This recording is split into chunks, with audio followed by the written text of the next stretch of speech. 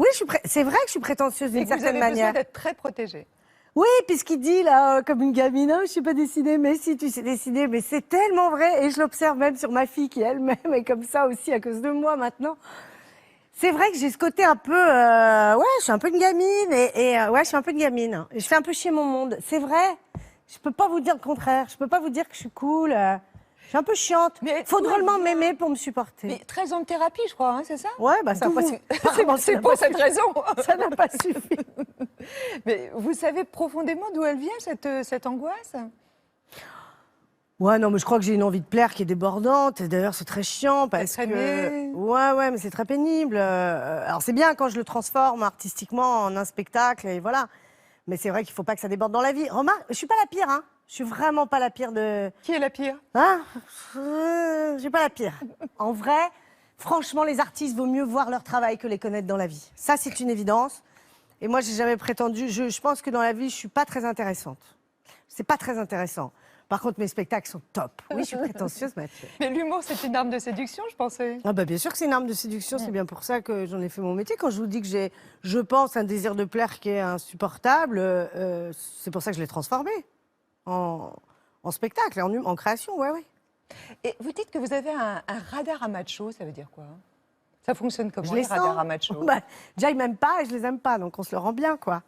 C'est-à-dire qu'en général, c'est des hommes qui ne peuvent pas rentrer en contact avec moi. Et moi, je peux pas non plus rentrer en contact avec eux. Je les sens, c'est normal. Enfin, je veux dire, on le sent quand on n'est pas pris au sérieux ou pas considéré ou que... Ça vous arrive encore, ça? Bah, évidemment. Évidemment. Ça se sent tout de suite, c'est immédiat. De toute façon, les vrais machos, entre guillemets, pas le macho publicitaire, le vrai macho, c'est-à-dire qui est vraiment persuadé que les femmes, c'est bien dans un certain domaine et point barre, enfin, ils peuvent même pas me dire bonjour presque. Hein. Enfin, je les dégoûte, mais je les rebute. Vous êtes très engagé dans la défense des droits des femmes, l'égalité, la parité. Vous êtes la marraine de l'Institut de santé génésique. C'est un centre qui est spécialisé donc à Saint-Germain-en-Laye, dans les Yvelines, qui est ouvert depuis 2014, dont avec une prise en charge des femmes qui sont victimes de violences. C'est vraiment un centre extrêmement utile. Et nous y sommes rendus. Ah, c'est gentil, On a rencontré 3 femmes, des témoignages recueillis par Laurence Boulet. Je me considère pas comme une victime, je me considère comme une survivante. D'ailleurs, je prends un risque en vous parlant. Ma vie, c'était un enfer. Je me suis dit, oh là, tu as 39 ans, faut que tu te réveilles. J'étais vraiment dans un état déplorable. J'étais à ramasser la petite cuillère, vraiment, moralement, physiquement. Victimes de violences conjugales, ces 3 femmes ont un jour décidé de franchir la porte de l'Institut de santé génésique, créé par Frédéric Martz et le docteur Pierre Foldès, pionnier de la réparation chirurgicale des excisions. L'idée, c'était d'essayer de bâtir quelque chose qui réponde d'abord à toutes les formes de violence et un dispositif dans lequel on va apporter absolument tout ce dont les femmes ont théoriquement besoin. Sévices physiques et psychologiques, viols, inceste, harcèlement. Le centre apporte une aide à la fois médicale et juridique aux femmes en détresse. Ça fait 10 ans que je subis des violences conjugales. On va dire que la violence physique, on la sent même plus. C'est-à-dire, quand on va nous frapper, on la sent même plus. C'est plus la violence psychologique, qui est comme une toile d'araignée. Et celle-là, elle est invisible. Nous, comme on est à l'intérieur, justement, je crois que c'est ce qui nous fait le plus mal, c'est qu'elle soit invisible aux yeux des autres. Nous, on a l'image de fou, de déséquilibré, de quelqu'un qui n'est pas bien dans sa peau. Mais quelque part, si on n'est pas bien dans sa peau, c'est une conséquence de ce qu'on vit. Et lui, bien sûr, il va arriver, il va pouvoir parler, il va avoir une aisance un peu comme un gourou. Et on va le suivre, lui, parce que c'est un grand manipulateur. Et nous, on ne va pas nous suivre. C'était beaucoup de violences psychologiques, physiques. Une gifle, vous pardonnez. Voilà, au bout d'un moment, non, c'est pas possible, il faut que ça s'arrête. Le père de mes enfants n'accepte pas la séparation, donc c'est très compliqué déjà. Bon, actuellement, il est incarcéré. Normalement, je vais avoir une ordonnance de protection. Comme on dit, c'est on protège la personne. Une seule personne m'a détruite. Et c'était la personne à laquelle je faisais le plus confiance et à qui j'avais tout donné. Voilà. Sans une claque, sans un bleu, C'était une violence verbale avec sans arrêt être rabaissée, critiquée. En plus, à l'époque, je travaillais avec lui. Donc c'était du non-stop, en fait. Je suis devenue sa cible. J'étais son objet. Et puis quand lui, il allait mal, en fait, c'était moi le déversoir, je sais pas très bien comment on dit, de son mal-être. Il est rentré en pleine nuit, très alcoolisé et extrêmement agressif. Et en fait, là, cette fois-ci, j'ai su que c'était la fois de trop. Et ce soir-là, je me suis dit, il va pas me foutre une claque, il va me tuer directement. Donc oui, j'ai été obligée d'appeler la police et de fuir à l'hôtel en pleine nuit avec mes 2 enfants et mon chien sous le bras. Je remercie Florence Foresti. Je trouve ça bien que une femme aussi connue qu'elle et qui n'hésite pas à la dérision pour faire passer ses messages soit impliquée. Je suis vraiment ravie que ce soit cette femme qui soit marraine. Pour les femmes qui fréquentent l'Institut, c'est super positif. Et donc, Vous venez de donner du temps, de l'argent.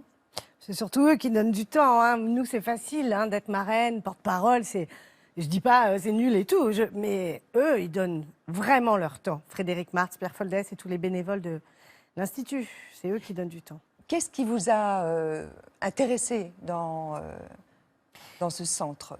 Moi c'est vrai Parce que... qu'il y en a tant d'associations. Oui, il y en a tant. Ce qui a fait les différences, c'est vrai que c'est ma rencontre avec Pierre Foldès, hein, parce que c'est quand même une histoire d'humain, tout ça, parce que des demandes, on en reçoit beaucoup, des causes, il y en a tellement. On a envie d'aider tout le monde, on voudrait d'ailleurs. Donc, eh bien, ça se fait par voilà, la rencontre humaine. Et la rencontre humaine, moi, elle a eu lieu il y a de nombreuses années avec Pierre Foldès sur un plateau de télé. J'ai été admirée, j'admirais et j'ai été subjuguée par son combat, parce qu'un homme qui se bat pour les femmes, c'est pas si souvent. Donc voilà, ça m'a Contre l'excision, la contre fibulation. l'excision, voilà, qui est un sujet ultra tabou, qui est voilà, donc qui prenne ce sujet à bras le corps et qu'il en fasse son sacerdoce, c'est énorme, quoi. Enfin, ça m'a beaucoup touchée. Donc évidemment, quand il a voulu étendre son aide aux femmes par cet institut, je suis restée à ses côtés, évidemment. Mais c'est la moindre des choses, c'est le moindre des efforts qu'on puisse faire. Vous avez connu l'emprise d'un homme? Oh non. Par contre, je suis touchée de près par le problème. Et on voit bien que ce sont souvent des femmes très fortes, très intelligentes, très puissantes. Elles n'ont peut-être pas l'indépendance suffisante pour fuir. Et c'est très compliqué, ça. Mais ça arrive vraiment à tout le monde. Comment vous transmettez vos valeurs féministes à votre fille? Oh bah, il suffit de me voir vivre, hein, je crois. Je ne fais pas des grands discours. Hein. Elle voit sa mère. Vous ne craignez pas qu'elle prenne le contre-pied? Oh bah, si elle le prend, tant pis, tant mieux. Enfin, je veux dire, elle a sa vie. Je ne vais pas en faire un petit clone. Je ne veux pas l'influencer à ce point. Mais les valeurs féministes, elles se transmettent dans l'éducation de manière très naturelle. Ma mère, elle n'était pas militante, mais de par ses ambitions, de par la place qu'elle se donne dans le couple, ou la place qu'elle se donne dans la famille, ou en tout cas, et la place qu'elle donne au travail, et à l'éducation des enfants, bon, bah voilà, les valeurs, elles se transmettent comme ça. Hein. Sûr, si vous avez une mère qui vous dit « sois belle et tais-toi », bon, bah ça va être compliqué.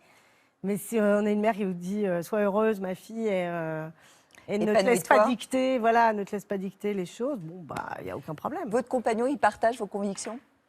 Il partage tout, le pauvre. Il partage mes convictions, ma vie. Vous dites, on est fusionnel. Oui. Ouais. Oh, quand je dis on est fusionnel, j'exagère, on n'est pas fusionnel, mais